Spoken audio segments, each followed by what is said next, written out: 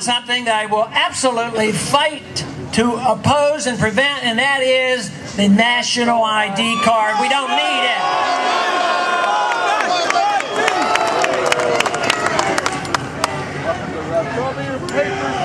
Show me your papers, please.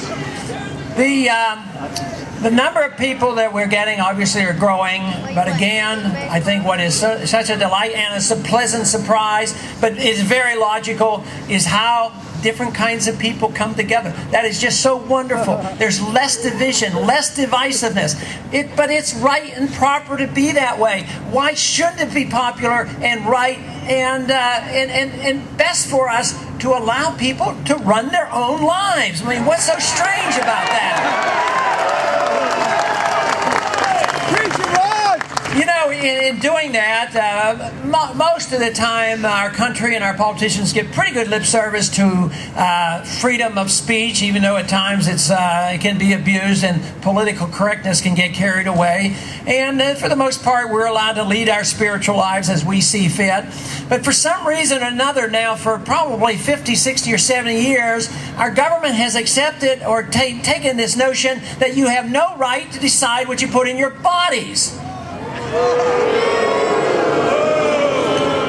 Now, some of that is well-intended, but it's based on the fact that they don't think you're capable of making a decision. Of course, they would like to tell you that you can't smoke certain things at the same time. You know, I know a few people in Washington that drink a lot.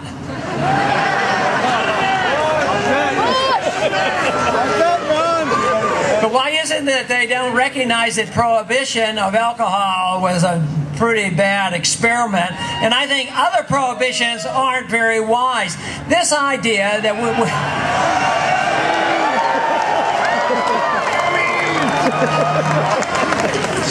we have gotten to the point now where the compassionate conservatives tell us that we have to, at the federal level, override all state laws that allow people who have AIDS and cancer, who would be willing to smoke marijuana, to help themselves, that the compassionate conservatives stick to the principle that the federal government will overrule all state law and put them in prison. We don't need that.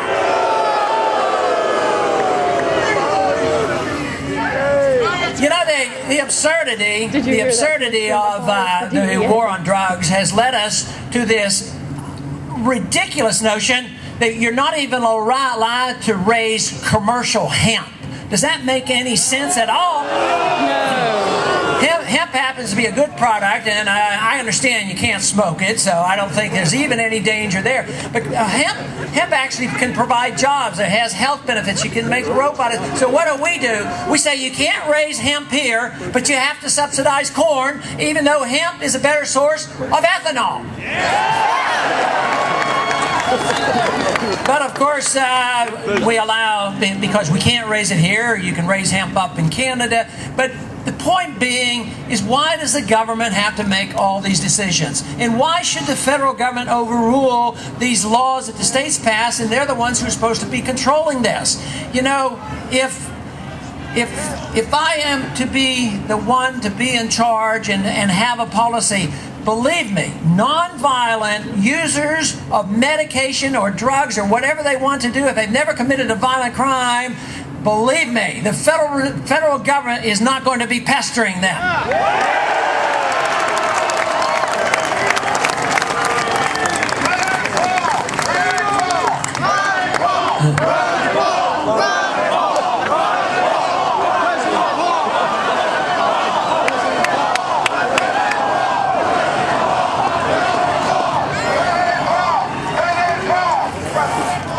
You know, if we get our freedom back and we make that declaration and we win this fight, we have to realize that there will not be less prosperity. There's going to be a lot more prosperity.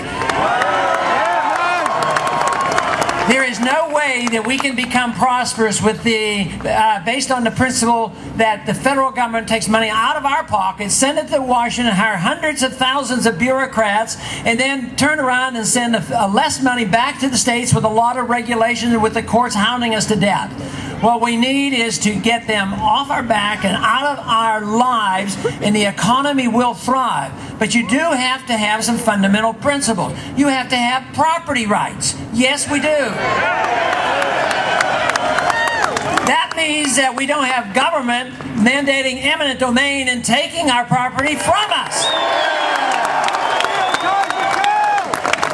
And we have to have voluntary contracts. We should have voluntary contracts economically and socially. They're both the same. For some weird reason, this country has divided freedom into two parts. One economic liberty and one social liberty and political liberty. And one group defends one area and the other group defends the other.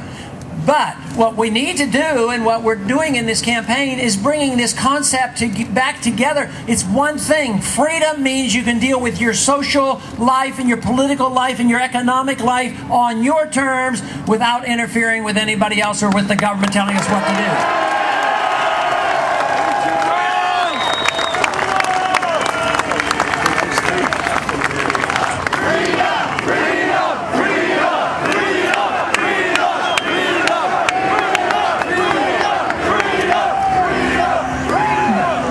Responsibility in our Constitution, because the founders of this Constitution understood very clearly that inflation was evil and bad and was a sinister tax, and that is to have a sound currency. But we don't have a sound currency, so what we need is sound currency, voluntary contracts, property rights, low taxation like zero income tax.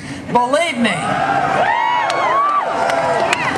this country would thrive. Now, I frequently get a question from some of my friends who have joined us because we're in opposition to the war, but they will be very sympathetic to spending money, say, in Africa to help people who are in dire straits over there. And my position there is the same, that I don't use force and power of the government to come and take from you for me to do good overseas. Whether it's because they use that same argument in Iraq. We're there to do good and promote democracy and all that talk, and others want to do it elsewhere. I don't question their sincerity, but the government should not have a right to take money from you to do good. But if you're free and prosperous and have a lot of money and you feel there are needs, and there will be, then we may well have a personal moral responsibility to help others, but not for the government to do all the directing.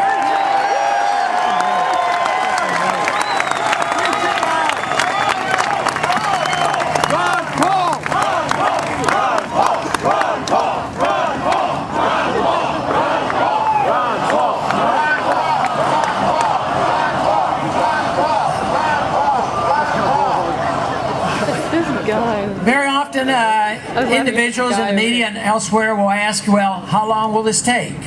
What will it do? Will it be a long time? How fast can you do it?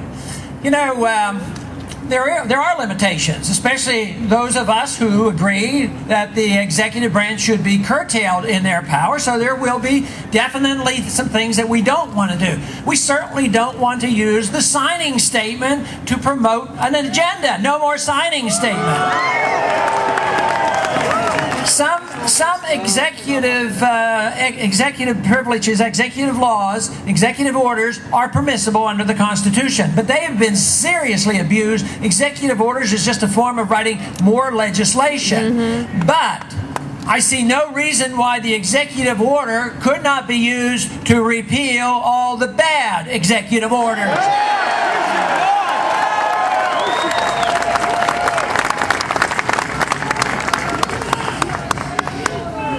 It hasn't only been the Congress, it hasn't only been the executive branch that has been neglectful of our constitutional prerogatives and the limitations on government. It has been our courts as well. Our courts have legislated, our executive branch legislate, and our Congress sometimes doesn't legislate when it's supposed to, but when they do, they're usually doing the wrong thing.